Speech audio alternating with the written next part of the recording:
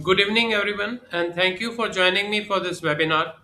Today, I would like to discuss a problem that we encounter very frequently in clinical practice, but which we can be surprisingly difficult to decode.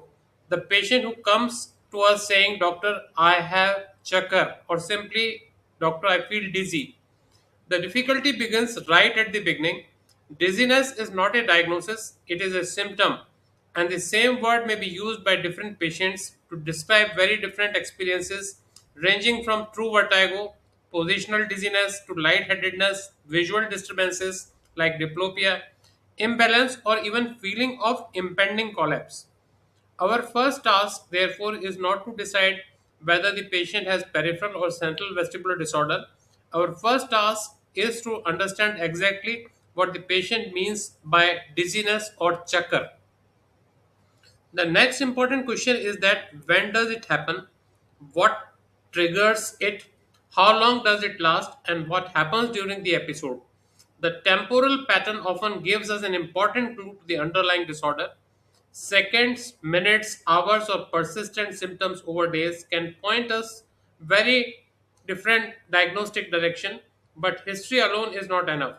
The vestibular system gives us extraordinary opportunity because its dysfunction can be observed through the eyes.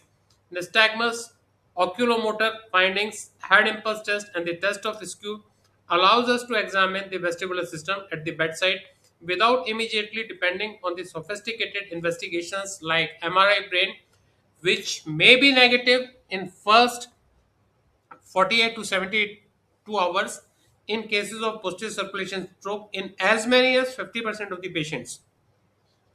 This becomes particularly important in patients with acute vestibular syndrome, where one of the most important clinical questions is whether we are dealing with acute unilateral vestibulopathy, which was formerly called acute vestibular neuritis or neuronitis, or a posterior circulation stroke.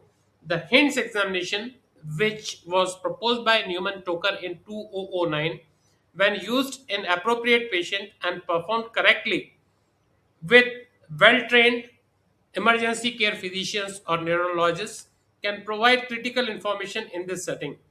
At the same time, we must recognize the limitations of every bedside test. No single finding should be interpreted in isolation, and hence is not applicable in every dizzy patient. So during this webinar, my emphasis will be less on memorizing isolated signs and more on learning how to think through the dizzy patient clinically, starting with the symptom, defining its temporal and triggering pattern, identifying the relevant vestibular syndrome, and then using a focused examination to arrive at the most likely diagnosis. Ultimate aim is simple: to convert the vague complaint of dizziness into clinically meaningful syndrome and then into a precise diagnosis. So, with that, let us begin. So, this is my first slide: mastering clinical skills to decode acute vestibular symptoms. Till 2009, dizziness used to be an imprecise term, lumping of various symptoms. Vertigo once upon a time was just an illusion of spinning, but patients suffering from seven other different medical conditions, namely orthostatic hypotension, diplopia, ataxia, acute confusional state, epileptic fit, lightheadedness, and syncope, may also complain. Doctor साहब मेरे को चक्कर आ रहे हैं. So at the very outset, the approach was to sort out the patients who qualified to be suffering from true external vertigo. This approach is still useful. The traditionally vertigo is a sensation of spinning while the body is stationary with respect to the surroundings. The Hearing and Equilibrium Committee of the American Academy of Otolaryngology, Head, Neck and Surgery, that is AAOHNS, defines vertigo as the sensation of motion when no motion is occurring relative to the Earth's gravity, and this definition is around 31 years old, was published in year 1995. In the year 2009, the Berenice Society, which classifies the vestibular disorders, made four different symptoms. These are as under: vertigo, the sensation of self motion when no self motion is occurring, or the sensation of the distorted self motion during an otherwise normal head movement. So, the sensation of the distorted self motion during an otherwise normal head movement was added to the 1995 definition given by AAO-HNS. There are at least four triggered subtypes depending on the condition, like positional, head motion induced, visually induced, and sound induced.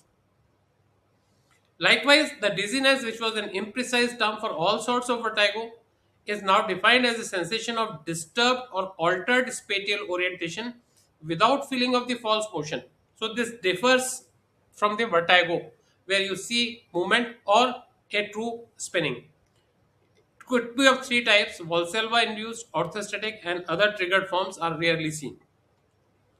Likewise, there are visual vestibular symptoms, the visual symptoms resulting from the vestibular dysfunction or from the interaction of the visual vestibular systems, which include visual illusions of the tilt environment, blurring of the visual lag during the head movements, categorized as external vertigo.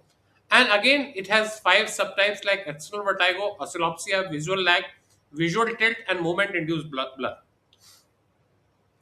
The fourth are postural symptoms. These are the balance related symptoms that occur when patient is upright, that is sitting, standing or walking.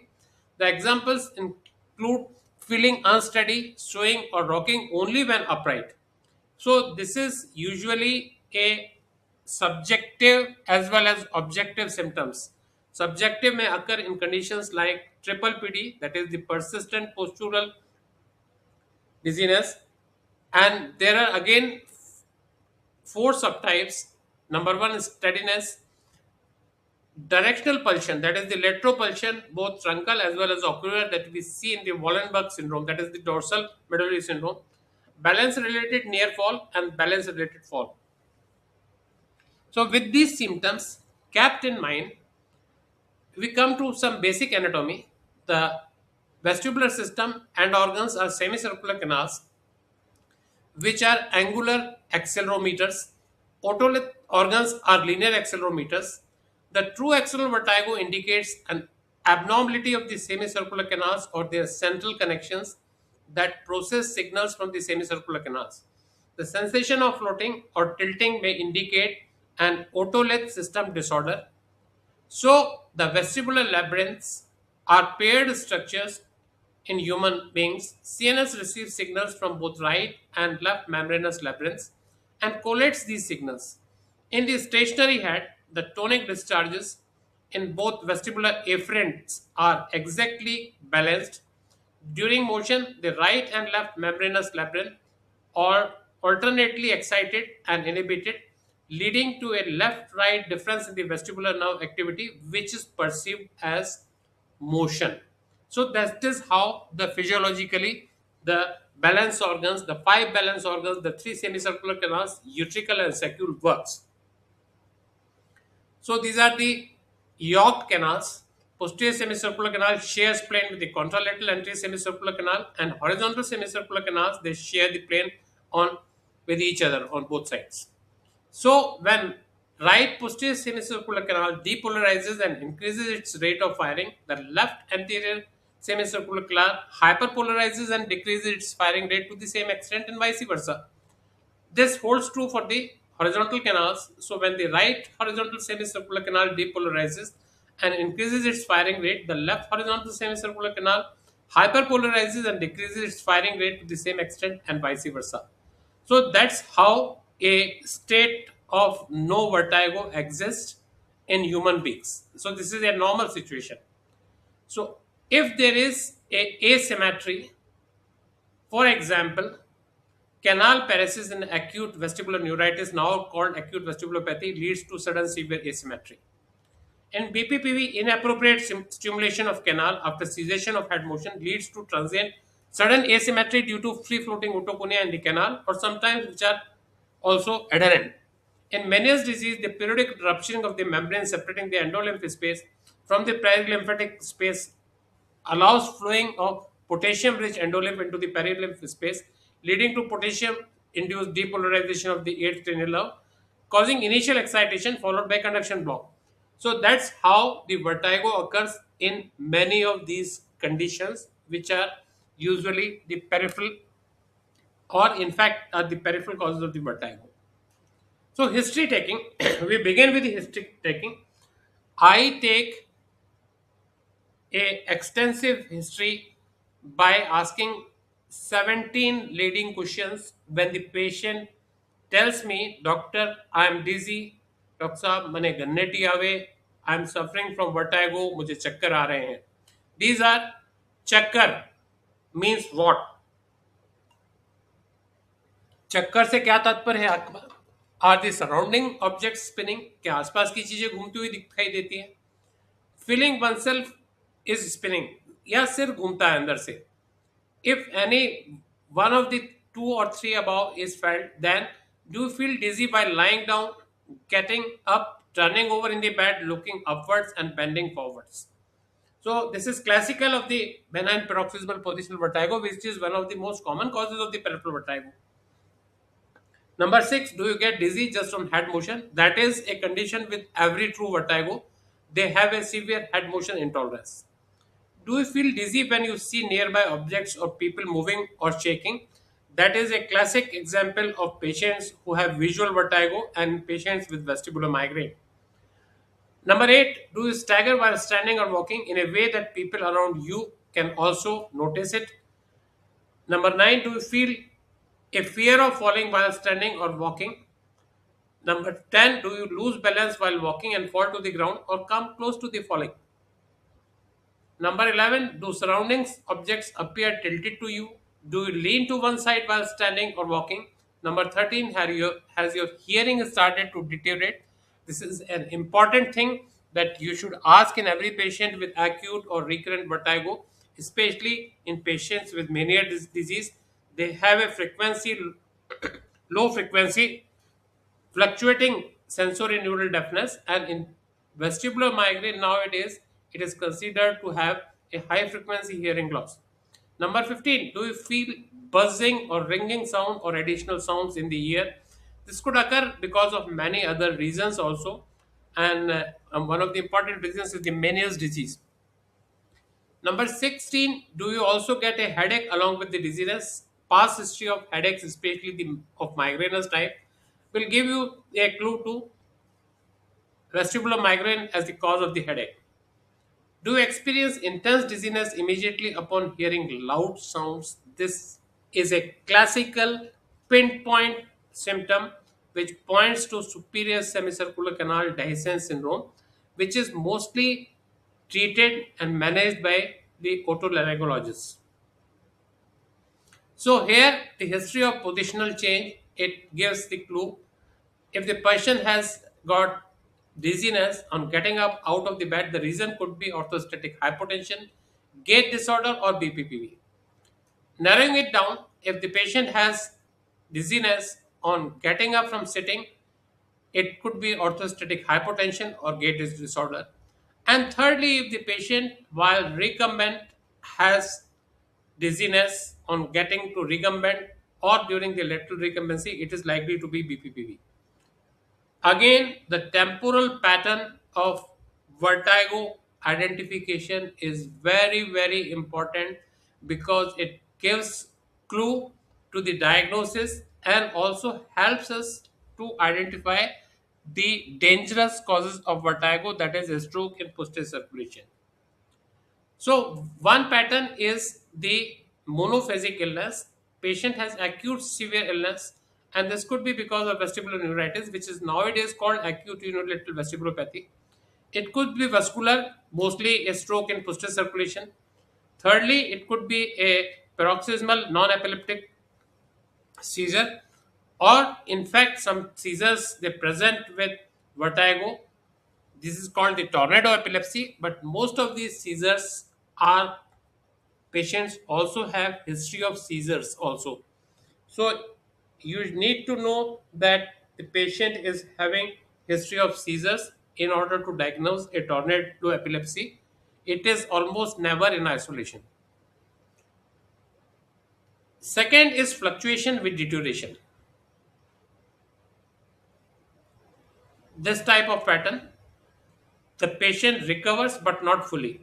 The examples are Meniere's disease, multiple sclerosis, and TIAs.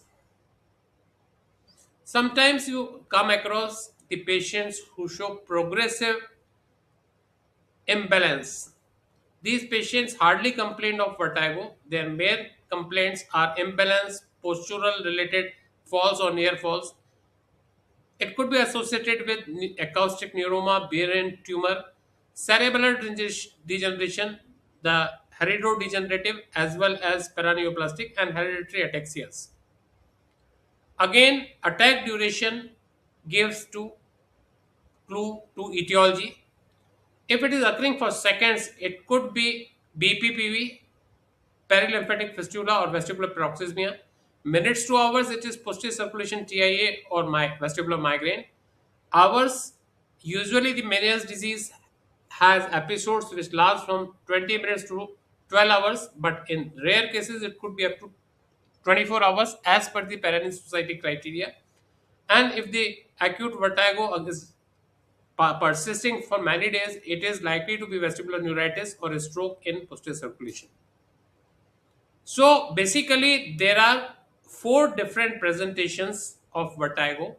Number one is acute vestibular syndrome, which could be due to vestibular neuritis, or in 10% of all cases of acute vertigo presenting to emergency, it could be cerebellar or brainstem infarction. Number two is recurrent positional vertigo. The leading cause is BPPV. The second leading cause is vestibular migraine, and the third leading cause is central positional vertigo. This could occur because of a stroke in posterior circulation involving the nodulus and uvula, that is the velocity storage structures of the cerebellum, or sometimes demyelination in that region. Chronic imbalance could be because of bilateral vestibulopathy, which could be idiopathic or maybe due to drugs or Meniere's disease. And secondly, cerebellar ataxias, especially the heredodegenerative and paraneoplastic. Recurrent spontaneous vertigo is either Meniere's disease or vestibular migraine. So, vestibular migraine is a great mimic. It can occur as the recurrent spontaneous vertigo as well as recurrent positional vertigo. So, we now take some cases.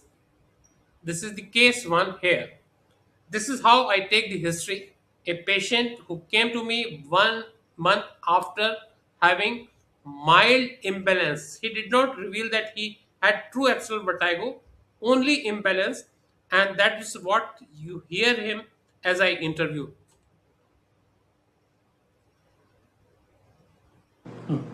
कितने उम्र है आपकी? 47 साल। कहाँ रहते हो? चित्तौड़गढ़ में लाना। आपको पुरानी कोई तकलीफ नहीं है? नहीं, पुरानी नहीं। अच्छा, अभी बताओ मेरे को, आपको तकलीफ कब चालू हुई थी? 1 महीना पहले। कैसे चालू हुई, क्या चालू हुई? चक्कर आना। चक्कर का मतलब क्या? चीजें घूमना या सिर घूमना, या आपको ऐसा लगता है मैं गिर जाऊंगा? हाँ, मेरे को लगता है ऐसे चक्कर आते हैं कि मैं गिर जाऊंगा। आपको कभी ऐसा नहीं लगता कि चीजें घूम रही है आसपास की? नहीं, ऐसा नहीं, पर मेरे दिमाग में घूमता है। दिमाग के अंदर घूमता है, लेकिन कभी आसपास की चीजें घूमती हुई नजर नहीं आई। हाँ। और चलते हुए जो धक्के लगते हैं, वो सिर्फ आपको ही नजर आते हैं या दूसरे को नजर आते हैं? वो मेरे को ही आते हैं। आपको आज तक किसी ने ये नहीं कहा कि श्रीमान आप धक्के खाते हुए क्यों चलते हो? नहीं, ऐसा किसी ने नहीं बोला। कभी उल्टी आई आपको? नहीं आई। कानों में साई की आवाज कभी आई क्या? हाँ, कानों में जरूर आई थी। दोनों कानों में आती है, एक कान में आती है? दोनों कानों में आई। एक कान में तो तकलीफ आपको पर्दे की बहुत पहले से है। हाँ। ठीक है, और वो पर्दा फटा हुआ बचपन से। हाँ। वो जीने का राइट वाले का है। हाँ। लेफ्ट वाले में भी आती है आवाज आपको? हाँ, लेफ्ट वाले में पानी घुस गया था, इसी कारण। सुनाई बराबर देता है आपको? हाँ, इस काम से तो बराबर सुनाई। उधर ही देखते रहिए, सुनाई आपको बराबर देता है। जैसे फोन लगाओगे आपके बाएं कान पे या दाएं कान पे, तो कुछ फर्क महसूस होता है आपको? हाँ, इस कान पे ज्यादा सुनाई देता है, इसमें कम सुनाई देता है जीने वाले। अब ये बताओ कि कान जब से सुनते हो तो महिला की आवाज सुनने में ज्यादा आसानी होती है, पुरुष की आवाज सुनने में ज्यादा आसानी होती है? पुरुष की आवाज ज्यादा आसानी से सुन लेते हो। कभी सिर दर्द होते हैं आपको? नहीं होता। जिंदगी में कभी सिर दर्द नहीं हुए? नहीं हुआ। पूरे सिर में, आधे सिर में? हाँ। आपको को कभी नहीं हुआ हुआ? था। कभी कभी वो नस खिंचा जाती है, मतलब लेकिन ऐसे सिर दर्द नहीं होते हाँ। जिसके में आपको आराम करना पड़ता हो, हाँ। उल्टी आती हो, धूप से या शोर से तकलीफ होती हो? नहीं, ऐसा कभी नहीं हुआ। कभी चक्कर के साथ सिर दर्द आए? नहीं आए। अच्छा, अब आप एक बार खड़े हो जाओ, एक पाँव के आगे दूसरा पाँव रख के, एक पाँव के आगे दूसरा पाँव रखो, खड़े हो, चिपक खड़े हो। बस खड़े रहना, बस चलना नहीं है आपको, खड़े रहना।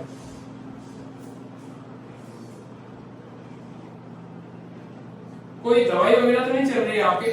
नहीं चल रही। जैसे लंबे समय से कोई सिर दर्द की या कोई एंटीबायोटिक वगैरह लिया हो, गले खराब होने की, बुखार की दवाई लंबे समय तक ली हो आपने? नहीं ली, अभी 1 महीना ली थी, 20 दिन ली। नहीं, बीमारी शुरू होने से पहले कोई दवाई लंबे समय से चल रही है? कभी कभी तेज आवाजों की वजह से आपको जनरेटर तो नहीं आता? नहीं, उससे नहीं आता। अब 10 कदम चल के दिखाओ आगे, एक के पाँव के आगे दूसरा पाँव रखिए।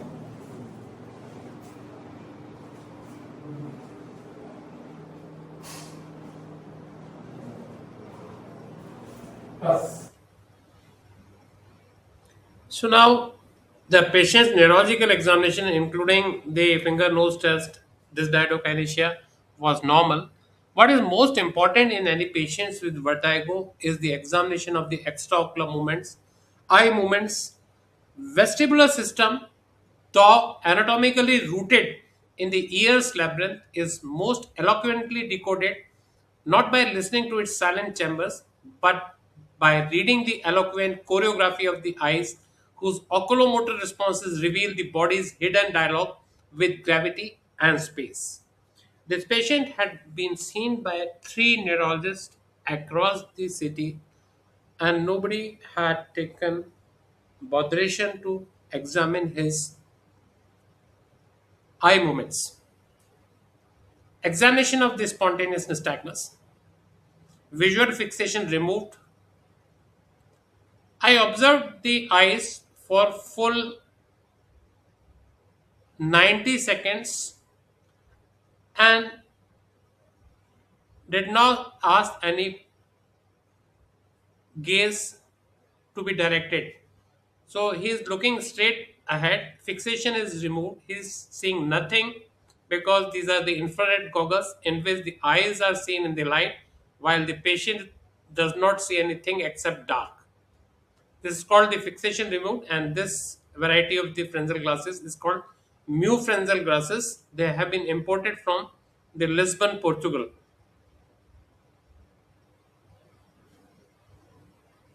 So after waiting for around 90 seconds, I asked this gentleman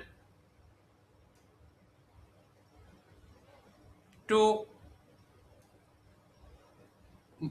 move his eyes to his right and maintain it there. That is, gaze holding to the right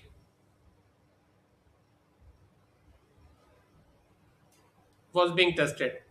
And now you can see that there is a continuous right beating horizontal nystagmus, which is not an endpoint nystagmus by any means because it is continuous.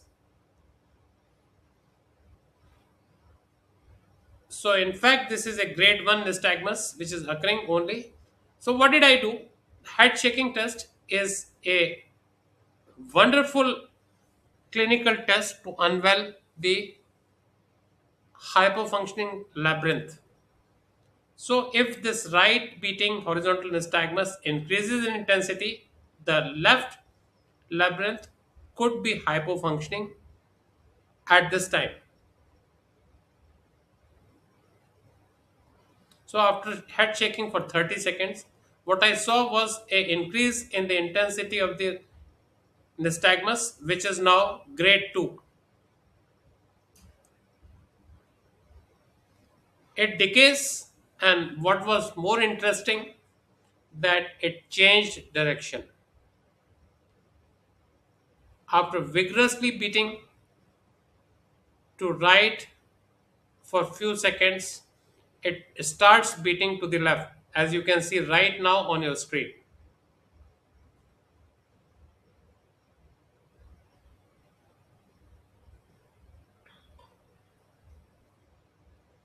So, what to do next? On the bedside, Professor Halmaigi from Australia developed and innovated a test which is called clinical head impulse test. In spite of advances in vestibular medicine, where now the video head impulse test is being done with quantitative measurements of covert and overt saccades, the clinical head impulse test remains a very, very important clinical tool in patients who are complaining of acute onset vertigo, especially in the emergency department.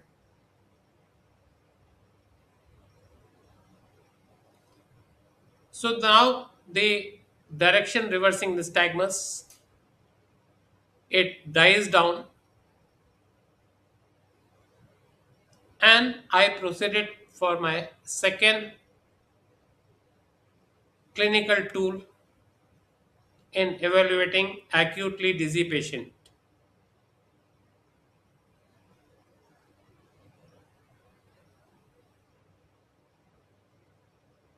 This patient had already undergone a MRI brain with dedicated cuts of the posterior fossa at least two times in past 1 month, and there was no evidence of any acute infarct in anterior or posterior circulations. So what to do next? Clinical head impulse test, which is abbreviated as HIT. High frequency head thrust to the right as well as to the left.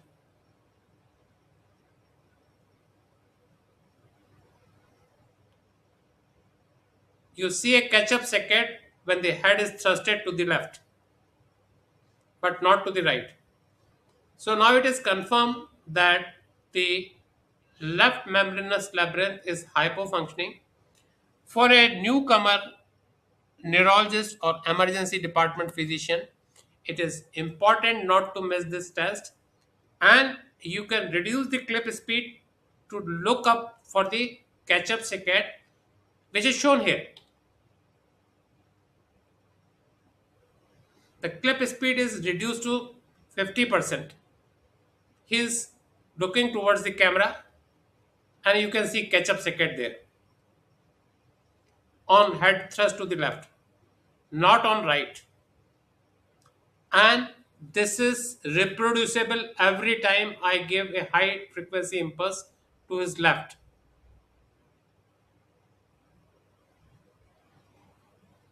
The impulses should be high frequency, unpredictable, and short excursion. Here, there you see.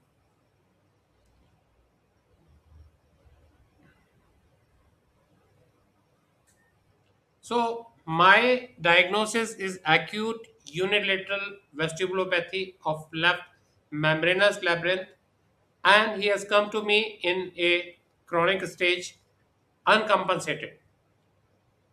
What is the clinical pearl for a emergency department physician, general physician, and neurology residents? To unveil the peripheral nystagmus, the fixation must be first removed. You won't see nystagmus of peripheral type without removing fixation, and you can do it by a simple high diopter frenzel goggles, or if you can spend, you should have a video frenzel infrared goggles, but they cost in many lakhs. Head checking then discloses unilaterally hypofunctioning labyrinth left in this patient. And the most important pearl is that the head impulse test yields its secrets only after 1,000 disciplined repetitions. A positive head impulse test to left in this patient. So you need to do head impulse test in every patient to master this skill. And this is not me saying, this is I have experienced this over past 20 years. These are the words of a great neurologist settled in Brazil. His name is Renato Cal. So, coming to the next entity is the acute vestibular syndrome. Acute vestibular syndrome is a clinical condition characterized by dizziness or vertigo that develops acutely over seconds, minutes, or hours, is accompanied by nausea or vomiting, gait instability, nystagmus, and head motion intolerance, and persists for a day or more. The irony of this definition is that you require to have nystagmus to classify it acute vestibular syndrome. Although the recent classification of 2018 has removed nystagmus by the definition of the acute vestibular syndrome. Secondly, the acute vestibular syndrome with or without nystagmus needs to be identified by the emergency department physicians as well as the resident neurologists who are attending these cases within first 4 hours if any patient comes to us, because it is that time at which we can thrombolize the patient, and if thrombolysis is not possible, the mechanical thrombectomy window period is only 24 hours. So, acute vestibular syndrome, which is hyperacute, you need to identify it and you need to develop this clinical skill amongst yourselves as well as the neurology residents or medicine residents who deal with such patients. So, acute vestibular syndrome, spontaneous AVS, the biggest challenge for any neurologist or emergency care physician is to differentiate between acute vestibular neuritis, which is nowadays called acute unilateral vestibulopathy, or a stroke in posterior circulation that is done by the Hinds examination. So, what is Hinds examination? When to use Hinds? A patient who has persistent vertigo and has nystagmus. No nystagmus, the Hinds is not useful. And a full neurological exam, normal neurological examination. What does it do? The purpose is to differentiate the central cause of acute vestibular syndrome occurring from posterior circulation stroke from the peripheral cause, that is acute vestibular neuritis or acute unilateral vestibulopathy. So what does it do? We have already seen it during fixation on a central target like the red cross.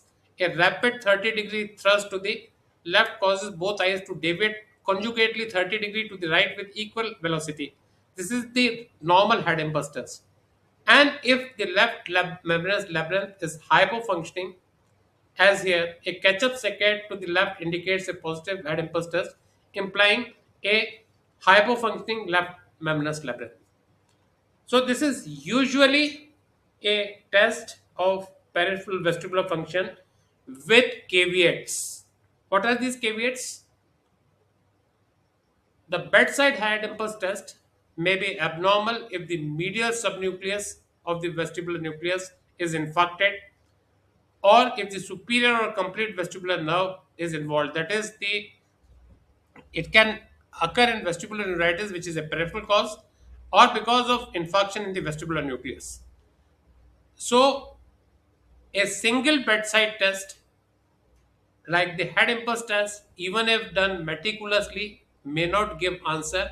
Mostly it is because of acute unilateral vestibulopathy, but sometimes a acute infarct in the medial subnucleus of the in the brainstem can also result in vestibular pseudoneuritis. Acute vertigo and obligor unsteadiness, that is imbalance in the emergency. This is about the nystagmus. No nystagmus is a normal finding. It rules out vestibular neuritis but can occur in a cerebellar stroke. Rarely, BPPV patients may complain of continuous dizziness and may not have nystagmus at rest. Spontaneous horizontal nystagmus in primary gaze does not distinguish between central and peripheral causes. Likewise, the gaze evoked nystagmus that beats only in one direction does not distinguish between the central and peripheral causes of the vertigo. More important are direction changing gaze evoked nystagmus. That is, on right gaze, it is right beating. and on left gaze it is left beating. This is always central but can occur in benign central causes like acute alcoholic intoxication and after the anticonvulsant use. A lot of patients come to me, they had a head trauma, and after that they were admitted in the neurosurgery services of the government hospital. After that, they suddenly become ataxic and have severe vertigo. When I examined them, I found that they have a bidirectional gaze evoked nystagmus beating to right on right gaze and to the left on the left gaze. And when I see the records, that irrespective of the weight of the patient, around 8 to 10 ampules of the diphenyl hydrogen sodium were given as an IV infusion, and they have usually a very high phenytoin levels on serum drug level estimation. So the direction changing gaze evoked nystagmus is always central, one that beats to right side on right gaze on to the left side on the left gaze. There is a catch here. Sometimes you get a unidirectional gaze evoked nystagmus. On the other point, it is a endpoint nystagmus. So the clinical pearl here is that while you examine the gaze holding, first you remain away your finger or any other target which the patient is following by his eyes should be at least 1 meter away from the patient, and you don't take that target more than 20 to 30 degrees abduction or adduction, because in that case if you do more than that the endpoint nystagmus is likely to be mistaken as a gaze evoked nystagmus. Pure vertical nystagmus in emergency should always be regarded as a central finding. Pure torsional nystagmus is always central. The torsional nystagmus is expected in posterior canal BPPV, but in these patients, they do not present with acute vestibular syndrome, but a triggered episodic vestibular syndrome of short duration. There is often a slight torsional component in the neuritis also. Skew deviation is always central. It is not very sensitive, but if present, this should be considered as a central cause of AVS if it is present there. So the bidirectional gaze evoked nystagmus is here. On right gaze, it is right beating, and on left gaze, it is left beating.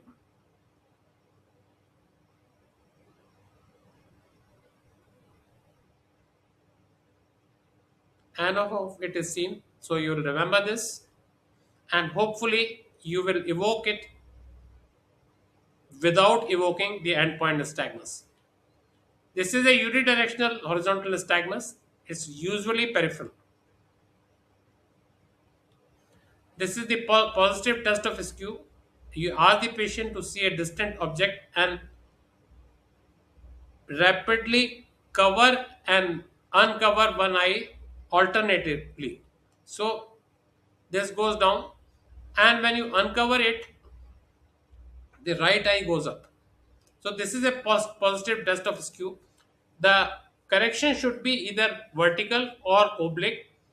A horizontal correction is not considered a positive test of skew. So hints peripheral versus central. The clinical sign head impulse test is positive in peripheral pattern of the acute vestibular syndrome, while in the central it is negative. The nystagmus in the peripheral vertigo is unidirectional, makes torsional horizontal. In the central, it is either vertical, bidirectional gaze evoked, and you have now removed the by your clinical skills the chances of having a endpoint nystagmus. Test of skew is negative in peripheral, but positive in the central. Here is a biggest catch that I want to emphasize. Any one out of the three, if positive, then it is central AVS. That is a head impulse test negative. Vertical or bidirectional gaze evoked nystagmus is present and test of skew is positive. If any one of them is positive and other two are negative, then it is still a central AVS. The peripheral, the head impulse test positive, unidirectional base torsional horizontal nystagmus, and a negative test of skew. Here, all three out of three, if positive, then only it is peripheral acute vestibular syndrome. So here I have narrated this by a video that is a 3 to 4 minute video which I am playing right now. Is a clinical bedside neurovestibular examination that differentiates the cause of acute vestibular syndrome, whether resulting from acute vestibular neuritis, a peripheral cause, or a stroke in posterior circulation, a central cause. The HI stands for the head impulse test, N stands for the nystagmus, and TS stands for the test of the skew. The first part of the examination, the head impulse test, tests the view or integrity by observing the eye to maintain a fixed point in space during the disruptive head movements. A negative head impulse test is normal but is indicative of a central acute vestibular syndrome in the context of Hind's examination. A positive head impulse test is abnormal and is considered to be pathognomic of acute vestibular neuritis. The nystagmus is the most objective sign to distinguish between a peripheral acute vestibular syndrome from a central one. The peripheral nystagmus is usually unidirectional, mixed, horizontal, torsional, while a central nystagmus is either vertical, or if it is horizontal then it is bidirectional gaze evoked, that is on right gaze it is right beating and on left gaze it becomes left beating. The test of skew is done by alternatingly covering and uncovering the each eye and looking for the deviation. A no deviation indicates a peripheral cause, that is acute vestibular neuritis, although in some cases it may be present. A diagonal or the vertical correction during the alternating covering and uncovering of the eyes indicates a central cause and is indicative of acute posterior circulation stroke. So, summing up the Hind's examination, the clinical signs, the head impulse test, nystagmus, and the test of skew. If head impulse is positive, the nystagmus is unidirectional, mixed, torsional, horizontal, and the test of skew is negative. If all three are present, it is indicative of a peripheral acute vestibular syndrome resulting from acute vestibular neuritis. And if any one of the three is present, that is a negative head impulse test, bidirectional gaze evoked nystagmus, or a positive test of skew, that indicates a central cause for acute vestibular syndrome. So now we are coming to our second case here on acute vestibular syndrome. This is a 36-year-old male seen on 17th April 2026 with history of acute vertigo and vomiting for past 2 days. Unlike the previous patient which I had shown, who had come 1 month after the internal vertigo with mild imbalance, I had the chance to observe his neuro-oculomotor and vestibular examination. There was a unidirectional right beating nystagmus and head impulse test to the left was positive. There was no skew deviation. Patient was able to walk self with no gait or appendicular ataxia. No previous history of vertigo or headaches was present. The head impulse test with the clip speed decreased to 50% is here. On giving head thrust to the left, you see a catch-up circuit, but not on right. Again, you see that. So, the left membranous labyrinth is hypofunctioning.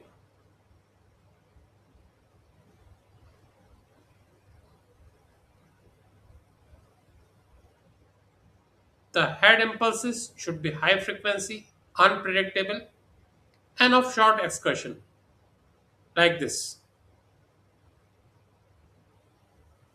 Consistently positive on left, and this is by no means because of left sided vestibulopathy, possibly peripheral. So, one of the three signs is indicating a peripheral cause of acute vestibular syndrome.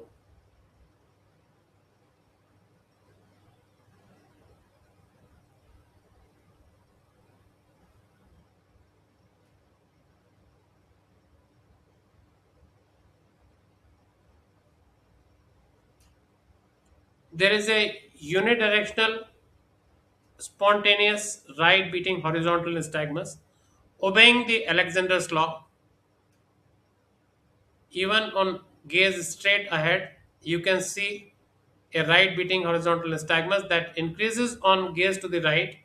That is the direction of the quick component, and that is what the Alexander's law is. On the straight ahead gaze, it was present, and on gaze to the left, that is the direction of slower component, the nystagmus attenuates to almost nil. So, in any case, this is a grade 2 nystagmus which is seen in gaze straight ahead as well as in the extreme gaze of the quick component, that is the right in this case. The test of skew was also done in this patient, and you don't see any vertical correction. The horizontal correction that you see on the left side does not qualify to be a positive test of skew.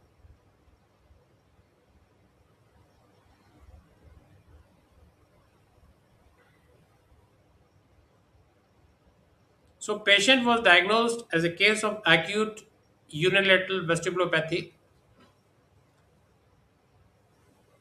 and he was treated with steroids for 3 weeks and with concomitant rehabilitation by the gaze stabilizing exercises, and the vestibular suppressants were given only for 3 days.